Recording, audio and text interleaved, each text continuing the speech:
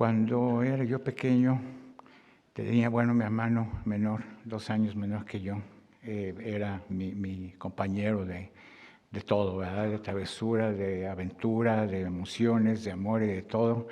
Siempre tenemos un abuelo el abuelo paterno vivía en la ciudad de Puebla, a 2 horas de distancia de la Ciudad de México. Y regularmente íbamos a visitar a la familia de mis papás a Puebla. Y mi abuelo, que era una persona de gran bigote y siempre muy alegre, muy dicharachero, muy emocionado de todas las cosas, siempre decía que mi hermano, decía, Iván es una bala. Es una bala porque es un muchacho tremendo. Él hace de todo, él es muy travieso y realmente él es una bala, es alguien que de veras es especial. Yo particularmente, nunca he tenido idea de celar lo que sería los demás o no. Siempre apoyé, pero siempre se me ha quedado muy en el alma esa expresión de mi abuelo, ¿verdad? De que Iván era una bala. Y lo menciono porque precisamente siento que es entrada a lo que quiero mencionar a ustedes el día de hoy en esta homilía, de lo que nos hace y nos invita en algún momento, y no estoy juzgando ni criticando a mi abuelo en aquel entonces, pero lo que nos invita a actuar de forma diferente. En algún momento yo en mi niñez pensaba, decía, que ser travieso es un privilegio, es algo especial. Cuando uno escuchaba a su mamá, o no sé si a ustedes les pasó, pero decía, no, es que este muchacho es de veras tremendo. Entonces como que hasta era un orgullo, una situación muy especial. Y a lo mejor la travesura de niños no iba más allá de las cosas, pero sin embargo, ¿qué es lo que nos hace muchas veces actuar en forma de travesura, de equivocación, de abuso de ciertas cuestiones? Insisto, no estoy criticando a mi abuelo, pero siento que en algún momento tenemos ciertos factores en la vida que nos hacen actuar y que nos hacen reaccionar de cierta forma. Entonces, quiero mencionar que hoy escuchamos en el Evangelio acerca de los intentos malos y subversivos que el espíritu del mal, o el diablo como es llamado, fue tratando de presionar a Jesús para hacer lo que hiciera o que mostrara malas acciones. Jesús se enfrenta al demonio, se enfrenta a él con todo valor y con toda inteligencia y sabiduría característica en él. Jesús nos enseña que la palabra de Dios es la que tiene toda la fuerza para vencer el mal. ¿Sí? Y no solo para decirlo en palabras así generales, sino que realmente es exactamente eso el mensaje especial del día de hoy, ¿verdad? Nos enseña que la palabra de Dios es la que tiene toda la fuerza para vencer el mal. Esto también es mencionado porque es el llamado de todos los hombres a participar en lucha del mal. Entonces, sí, el mal a veces está en todos lados, a veces ni siquiera nos damos cuenta de que está alrededor de nosotros, y muchas de las acciones que tomamos, pues está equivocado, pero pues no le hace, a lo mejor si hago esto, a lo mejor pues nadie me ve, no hay problema, y lo hago. A lo mejor si alguien me desagrada, pues ¿quién va a oír qué es lo que pienso de él o no? Entonces, pues puedo echarle un rosario perdón la palabra, un montón de expresiones insanas a la persona, y así como ello la vida va llevando un poquito de situaciones adversas. En esta cuaresma debemos de prepararnos todos nosotros para seguir el ejemplo y la enseñanza de Jesús, para ir en contra de esas tentaciones humanas y de la maldad. El diablo lo que hace es tentar a Jesús, ofrecerle de más, buscar la forma de que Él atienda sus peticiones erróneas, y no sucede eso en ningún momento. Sin embargo, podemos hacer el comparativo especial y el comparativo de acción, con todo respeto, precisamente a la primera lectura del Génesis, acerca del error y la desobediencia que cometen Eva y Adán básicamente era Eva, pero no quiero hacer acusaciones que después digan es que dijo que ella o él, simplemente que el humano en aquel entonces decidió desobedecer el mandato que Dios había dado de no comer de esa fruta. Y fue muy sencillo de que la serpiente, el mal, lo maléfico, fuera a través de este animal para que dijeran, hombre, no hay ningún problema, consúmelo, pues ¿qué va a pasar? No va a pasar nada. Y realmente, pues sí pasó. Entonces, ¿qué sucede? La debilidad de nosotros como humanos hace que le demos menor importancia a lo que debemos de darle importancia y sentimos de que podemos brincar un poquito más allá. Entonces creo que una de las cosas importantes y básicas que tenemos para esta Cuaresma es la oración, el orar. El orar es imprescindible para prepararnos en esta Cuaresma, ¿verdad? Hay que mantenernos en una constante petición a Jesús. Pero ¿qué es lo que le tenemos que pedir o qué es esa oración? Sí, a lo mejor necesidades que tengamos y todo ello, que nos ayude siempre a superar la dura prueba de nuestra debilidad humana para doblegar nuestras tentaciones. O sea, en una oración podemos hacer una oración bastante completa y muy sencilla desde el punto de vista del número de palabras, difícil para poderla llevar a cabo. Porque sí, como lo dije, como humanos entonces tenemos las tentaciones, tenemos incertidumbres, tenemos la situación de que podemos hacer las cosas, pero entonces pidamos lo que nos ayude a separar esa dura prueba de la debilidad humana para doblegar las tentaciones que tengamos, de cualquier tipo, de cualquier nivel. Hay tentaciones muy fuertes, hay tentaciones muy simples. Las tentaciones que nos obligan o que nos hacen que no seamos dignos de esa palabra o de la atención de la palabra eterna, de la palabra de nuestro Señor, nos ponen en conflicto. ¿Qué es la tentación? La tentación es cuando nos enfrentamos a la presión de los instintos negativos e inadecuados, ¿verdad? Y aunque suene un poquito duro y especial decirlo de esa manera, ¿verdad? Es que muchas veces, y lo mencioné antes, no nos damos cuenta ni sentimos esa presión, simple y sencillamente los ignoramos, no pasa nada, bueno, no tengo que hacer esto, no pasa nada.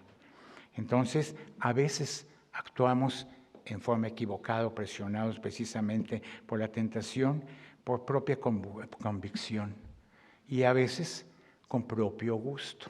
Por eso es que empecé mi comentario el día de hoy de sin acusar a mi abuelo, de hasta dónde tomamos el gusto de decir, bueno, pues qué importa, la vida se vive una vez, hay que hacer esto, no importa, tengamos lo otro, bueno, ¿para qué dar si de todos modos no nos vamos a llevar nada, etcétera?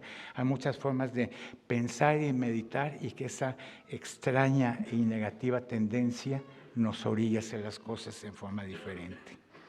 Entonces los instintos negativos nos conducen a acciones negativas, a faltas, a equivocaciones, a errores y con el nombre un poquito más claro de ello, al pecado, ¿verdad? O sea, no es nada más errores de forma de ser o errores de cualquier situación, no, a pecar. El pecado de cualquier manera, que no entro en una situación ni de juez, ni de acusador, ni mucho menos, simplemente a lo que es estar expuesto al pecado y en cierto momento decir, bueno, pues por adelante. Y lamentablemente a veces si escuchaba yo algún comentario de que dicen, bueno, peco, voy, me confieso, tengo la absolución y estoy listo para continuar con mis errores en la vida. No se trata de eso, ¿verdad? No es un consultorio de errores y pecados para estarlos disolviendo o absolución, darnos la absolución de regresando. Hay que buscar personalmente, uno a uno, que eso esté en el corazón de nosotros y que del corazón pase a nuestra cabeza para actuar de la mejor manera. Pensamos que de esa manera más libre de ser, encontramos una forma, una dicha, una alegría. Qué error tan grande, ¿verdad? Es la forma de encontrar más desdicha. Entonces, Jesús nos muestra que el Espíritu Santo lo llenó, lo dice perfectamente el Evangelio, y dice, lo llenó y lo indujo a ponerse a prueba a sí mismo en el desierto. ¡Qué maravilla! Es un ejemplo de la fragilidad de las dudas para enfrentar a lo desconocido. Y es la misión de entregarse total y absolutamente a la voluntad del Padre. Entonces, sin ser, insisto, un juez ni acusador, ni mucho menos, soy el primero que también puede decir, bueno, ¿realmente estoy entregándome a la voluntad del Padre? ¿Estoy realmente siguiendo mis metas en la vida y haciendo las cosas de la mejor manera para atender y entregarme a la voluntad del Padre?